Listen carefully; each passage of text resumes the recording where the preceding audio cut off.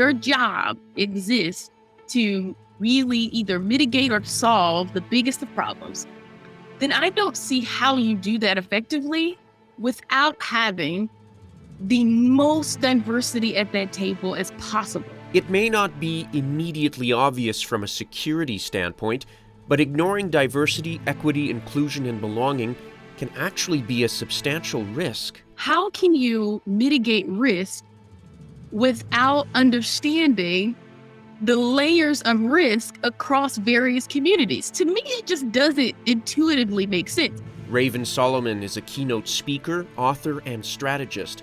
She says there's a strong business case for having diversity, equity, inclusion, and belonging as part of your security plans. You can't do things the same way you've always done them because the demographics are shifting, the world around you is changing.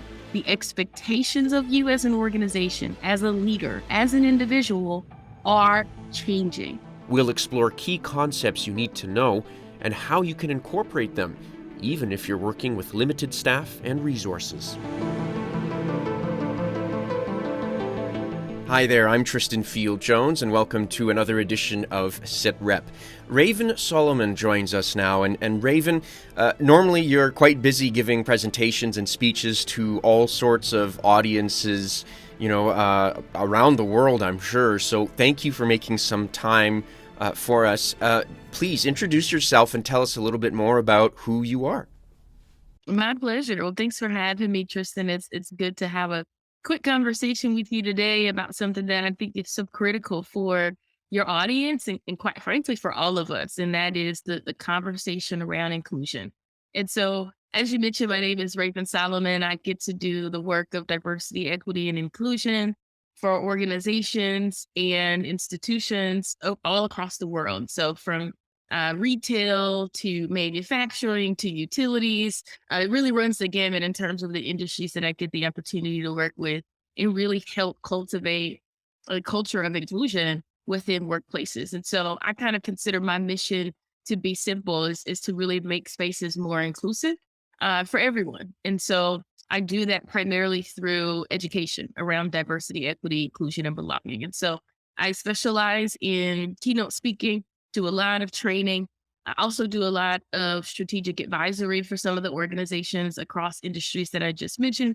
And I also do some coaching as well, whenever I have the time. But I truly enjoy creating content and materials that really help folks evolve, I think, into being more inclusive individuals, inclusive of a myriad of difference that continues to grow and evolve as time grows and evolves. And so it's a pleasure to be with you today and talking about diversity, equity, and inclusion. I will add that a couple of my focus areas really lie in generational diversity.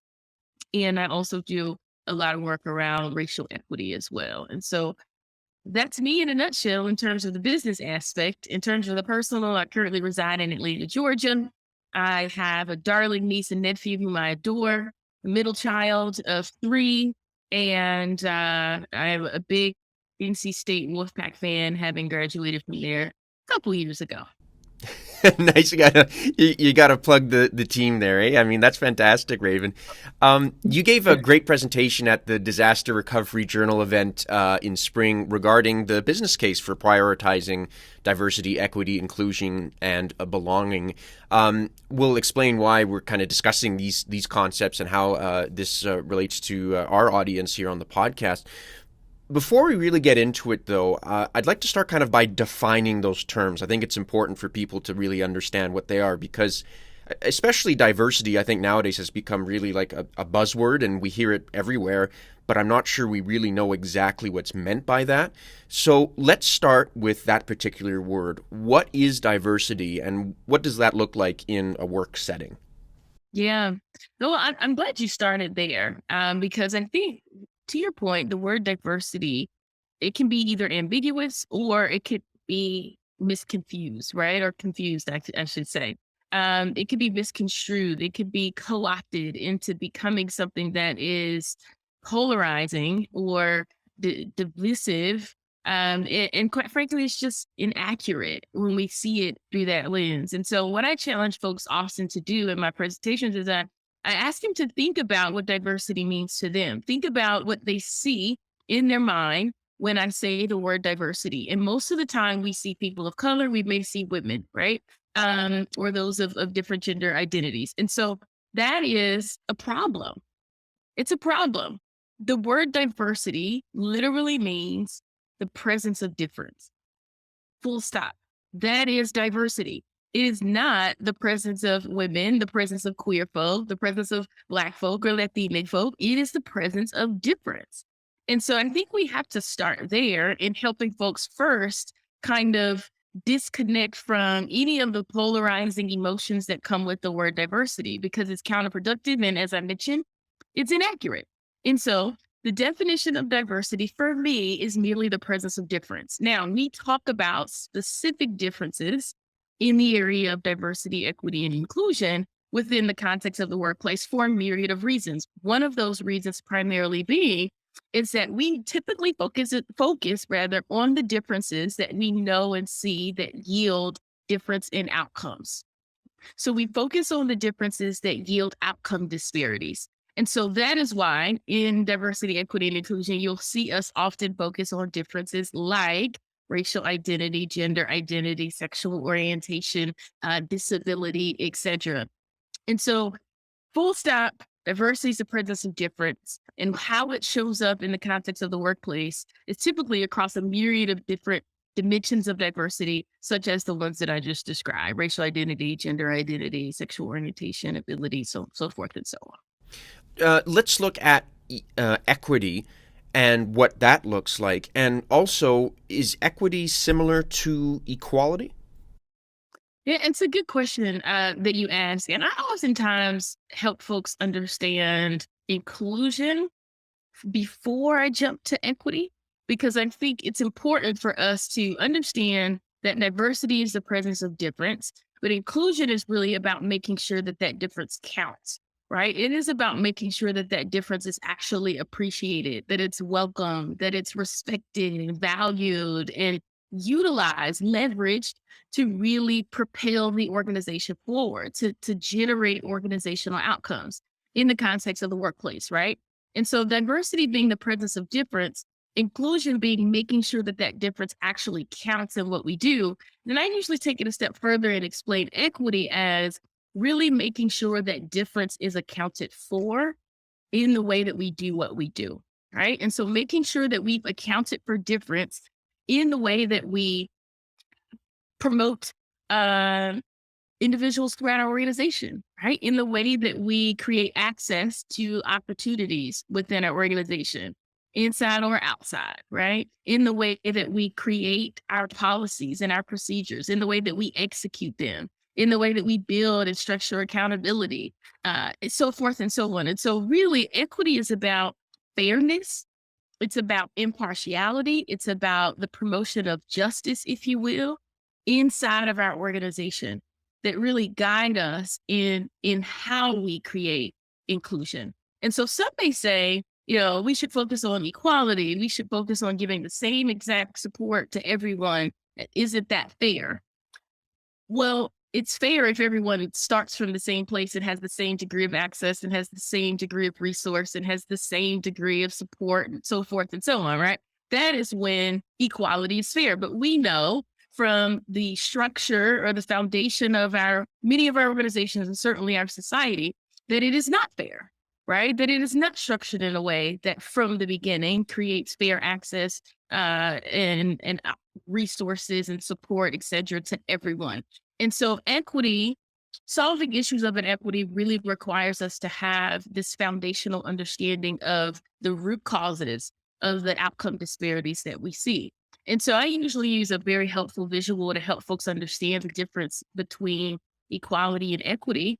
And there's a bunch of them out there online that it can really help folks visualize the difference. But if you imagine there's this slope in a hill, right? One person's on the lower end of that slope and the other person's on the higher end of that slope, and all of them are trying to see over this barrier that exists in front of them that is the same height. The people who are disproportionately impacted by that slope are the ones that are going to have the hardest time seeing beyond that obstruction, right? getting access to said, opportunity within our society, the American dream, right? If you're in the States listening. And so we have to consider the slope and the foundation, which is the way our society was structured rather from the beginning when we seek to provide fairness and access to opportunity, quote unquote equality. So in short, some may say that you can't really get it the result of equality without actually having equity, without actually being equitable, fair in the way that we do what we do. And so I'll give a quick example of an equitable practice that exists all around us. If you think about closed captions, for example, subtitles, that is an equitable practice, right? It was created specifically for one community, that is the community who is hard of hearing, created for that community to provide fair access to information. But today, one would never say, oh, we shouldn't have closed captions. They get in the way, move them out of the way. I don't know why they exist, right?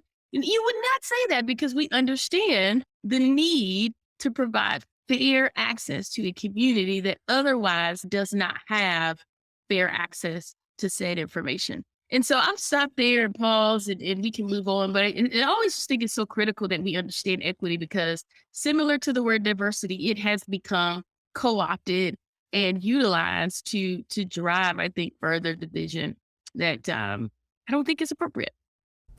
You know, absolutely, and I think when we look at sort of the other two terms in this sphere, if you will, you mentioned a little bit about inclusion and also belonging. And what does inclusion look like? And how does that differ from belonging? I love the quote from Renee Myers, who is a veteran in the diversity, equity, and inclusion space. And she says that diversity is being invited to the party, but inclusion is being asked to dance.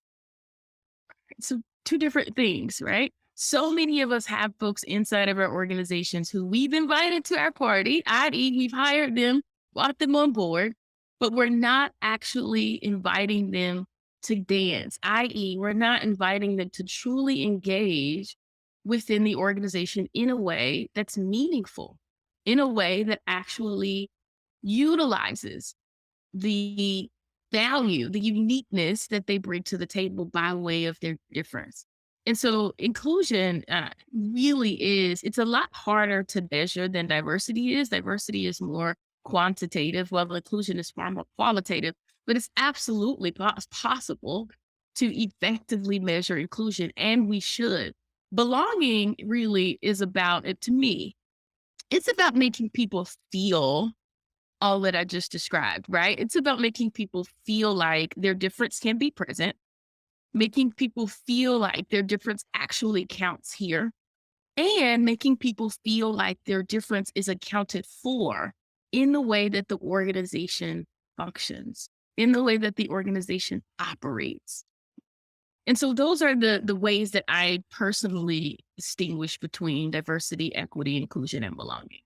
You mentioned previously about the shifts in demographics relating to exactly what we're talking about. So let's drill down on that. How are those demographics shifting? And in your view, are they reflective of the bigger efforts we're at least trying to do when it comes to diversity, equity, inclusion, and belonging? First off, from a global perspective, we really noticed four mega trends taking place that are really reshaping and influencing business priorities across the world in relation to diversity. The first one is the diversity of markets, right? So all that means is that there is this growing and emerging middle class across the globe that is shifting consumer demand in two places, I should say, that are far demographically different than what historically we have been used to. And so there is a larger, more robust, more diverse middle class that is now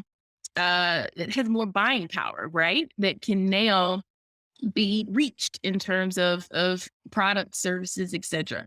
And that really yields trend number two, which is the diversity of customers. And so now that there's more buying power in this middle class that is emerging across the globe, it creates a higher demand for locales that historically, as I mentioned, we have been underutilized, have been undertapped and under resourced. And so what that does is drive this diverse customer need. And if we're smart as organizations, we should be thinking about how we meet the unique needs of a now more diverse customer. And so the trend around the diversity of customers that I also want to just speak to is this reality that more and more we as consumers and customers are expecting a certain degree of personalization and customization in whatever we buy, right? From our phones to the services that we, come in contact with, we expect to have a certain degree of customer centricity in that experience. And so if organizations are meant to survive in this space where customer centricity is paramount, and you now have a far more diverse customer, it makes sense, right, that you would consider having a far more diverse workforce to help meet the need by way of your product or service for that diverse customer base. The third trend is really around the diversity of ideas, right? So that really speaks to the, hyper connectivity of our world today, speaks to the digital technology, the innovation that is coming amongst us more and more and more and more and more by the day. And the reality is that if we want to compete in a space where ideas come a mile a second, right, then we've got to compete in the ideation phase and certainly implementation phase uh, in bringing innovation to life. And what we know is that diverse groups of people, meaning groups of people with the presence of difference, right? So diverse groups of people generate the best of ideas. So that's trend number three. Trend number four really speaks to the diversity of talent, which kind of brings me to the US today. What we know is there are shifts in age profiles of the consumer, also of potential talent for your organization. Baby boomers are retiring in mass. We know that about 10,000 baby boomers are retiring each day. We also know that Gen Z is about to become a major part of our US workforce. Today, they're probably about 7% or so. In just 5 years, they're expected to be almost 20%. And so we know that this generation also has very, very different experiences with diversity than ours. We know that Gen Z is the most racially and ethnically diverse generation the US has ever seen. We also know that they are the most gender diverse generation the US has ever seen. We know that their experiences with diversity are vastly different than that of their parents and probably that of their managers and their managers' managers, right? And so it's critical that we begin to position ourselves as an industry and as organizations to attract this emerging talent that we know is super duper smart, but also are going to require a certain degree of inclusion and equity be present in your organization. So those are the high level trends that I would speak to.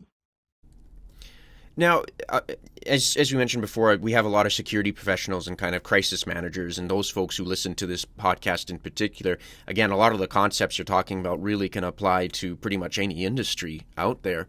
But from a security perspective, and again, just from an organizational perspective, why is it so important to really keep in mind those different backgrounds for when you have people joining your organization? Yeah, I mean, when I was preparing to have a conversation with members of the Disaster Recovery Journal a couple of months ago, I was just reflecting on the work that these folks do, right? So, for the most part, in the grand scheme of things, my understanding of the work is it's to mitigate risk, right? It's to maintain security and it is to manage crisis, right? So it is really focused on the possibility of a major problem. In short, it's my most simplified way of viewing all of the work that you all do, right? And so if I think about the fact that your job exists to really either mitigate or solve the biggest of problems, then I don't see how you do that effectively without having the most diversity at that table as possible. How can you mitigate risk without understanding the layers of risk across various communities. To me, it just doesn't intuitively make sense. Because if I have folks around the table who look the same, talk the same, walk the same, have all of the same characteristics, and I expect them to solve a problem that impacts an entire world, if not a country, right? I don't understand how we do that effectively without leaving behind entire communities of people and also leave great exposure and risk to the organization because we're not considering the realities of different demographics within the organization. And so, your question about, how is this or why is this critical for this industry? I think if there is an industry where it's absolute paramount, it is this industry. I don't understand how we mitigate risk and solve problems without diversity. And we certainly can't do it without inclusion, because if we just have difference present where we're not engaging that diversity that's within our midst, then we don't have inclusion. And so that's my perspective. I hope that answers your question. I mean, but to me, it's a no-brainer. It's like, if and that's with any problem, by the way. We know that the best of problem solving comes from groups that think differently, groups that can challenge one another, groups that can cover one another's blind spots, right? And really educate and teach one another around those blind spots. This is where we see the best of innovation take place. It takes a little longer. Not going to say that it's easy, but I will say that it certainly yields a better outcome. And so when I think about the problems you all exist to solve, I mean, it's essential that diversity and inclusion be present at those tables. And how do you go about bringing more, I guess, diversity into your workforce? And I think, especially for the security industry, some of the conversations I've had previously with folks who work there have some of them have spoken about how they want to bring different viewpoints and different people out there, but because the industry, at least from a North American perspective anyway, is has been dominated up until recently, I would think, by a lot of white men. Essentially, it's a little bit difficult to bring in folks from other backgrounds because it. I feel as if it's a bit of a vicious cycle, right? You're trying to reach out to other folks, but then they might be a little intimidated to come into an environment that has this set point of view, and you're still trying to reach out to them. And the best candidates you end up getting, or those who are interested, might be still of the same background and same perspective as you. So how do you tackle that sort of vicious cycle, and again also implement what we're talking about without being aggressive or hostile to maybe longtime employees who've been very valuable or very good to the company? Hmm. Yeah, loaded question. Definitely a loaded question, but my initial thoughts is it takes strategy, right? You can't just say, all right, now we're gonna go and we're gonna hire more people of color, and now we're gonna go and we're gonna hire and promote more women. It takes an entire strategy and the implementation thereof to actually accomplish that uptick, if you will, in diversity and representation. And so the first thing is to consult with an organization to develop a diversity recruitment strategy.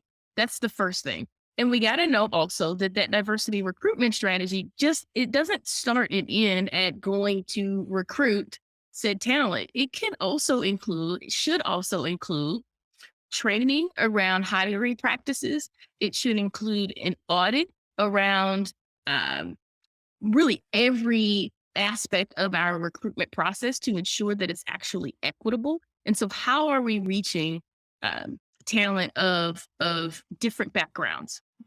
How are we then matriculating them through our hiring processes? Who is doing the hiring? Have they been trained in bias? Have they been trained in inclusion, right? Are they equipped and skilled to come to the table and actually make a fair, equitable hiring decision? Right. And so who's doing the hiring? And then at that point, what are the things that matter to these communities? And are we meeting those needs? It really is about the strategy, an intentional strategy behind it. The other part to it is diversity recruitment is one thing.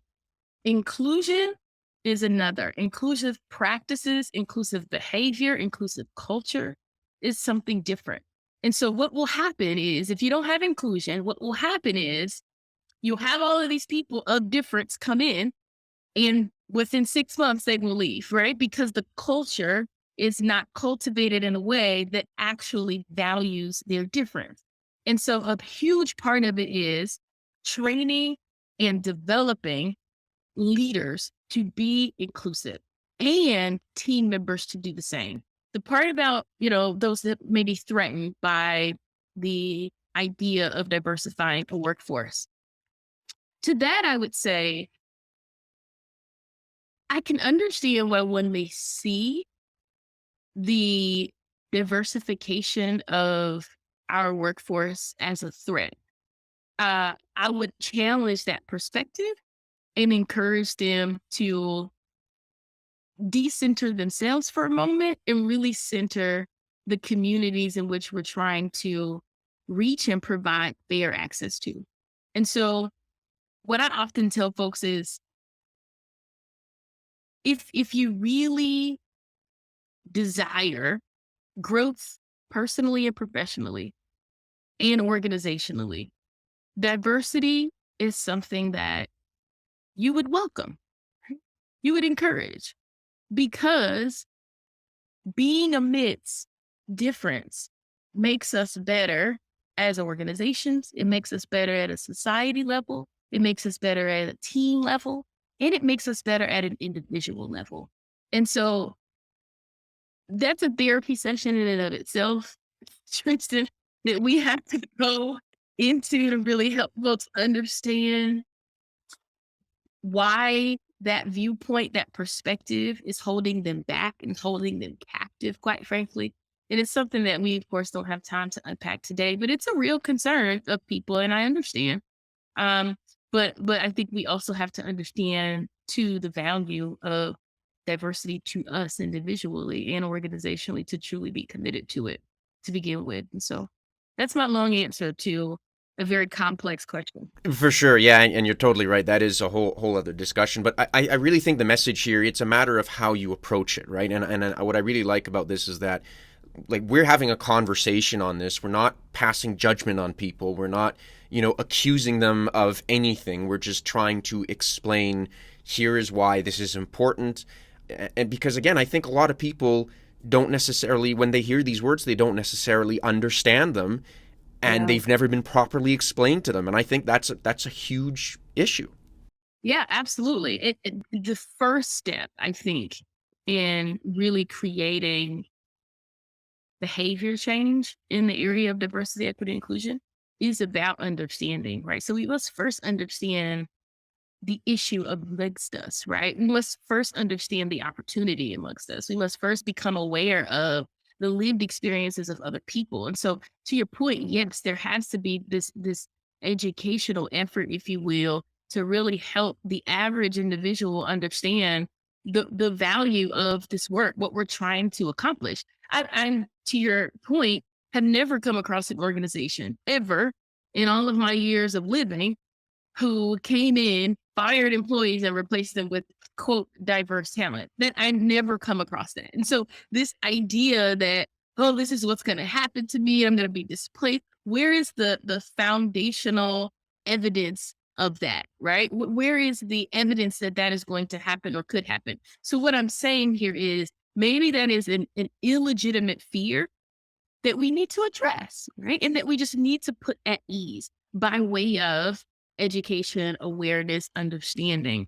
You touched on it a little bit, but let's say there are folks listening to this, and they're saying, and they don't consider, diversity, equity, inclusion, belonging. They don't consider that a priority. They may say, well, that's all good, but it's just not a priority. What are the risks of ignoring this, or maybe even Yeah. intentionally discarding it? Yeah, I mean, a couple of words come to mind for me. One being cancel culture, right? I mean, if you think about risk, which is again, the focal point of a lot of your listeners' world as it relates to their profession, um, that's a huge risk. And you look at the reasons why organizations are quote unquote canceled, right? And many of them point back to diversity, equity, and inclusion related issues, right? The number one reason, by the way, according to a study that I'm happy to share with your audience out of Statistica, the number one reason is the mistreatment of animals. The second reason is the mistreatment of employees, workers, right? Directly correlated with diversity, equity, inclusion. And so if you think about the ramifications of quote being canceled, what that means is that consumers, customers no longer want to spend money with you. And it also means that they no longer want to potentially be employed by you.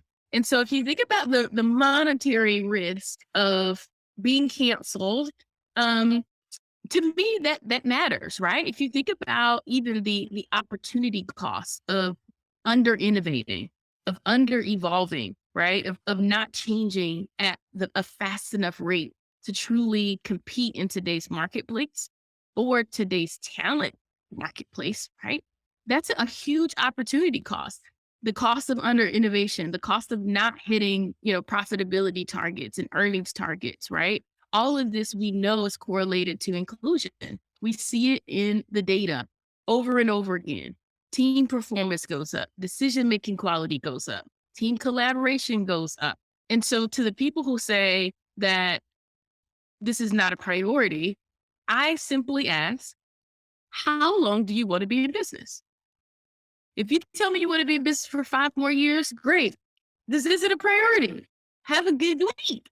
But 9 times out of 10, you're not going to tell me that. You're going to say you want to be in the business for the long run. You're here to stay. If that's the case, then you must evolve. And that means you can't do things the same way you've always done them because the demographics are shifting. The world around you is changing.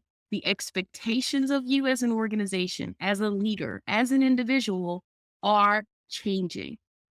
And for those of us who are change adverse, right? I don't know how we continue to thrive as organizations and as leaders, right? Change is all around us. It comes a mile a second these days.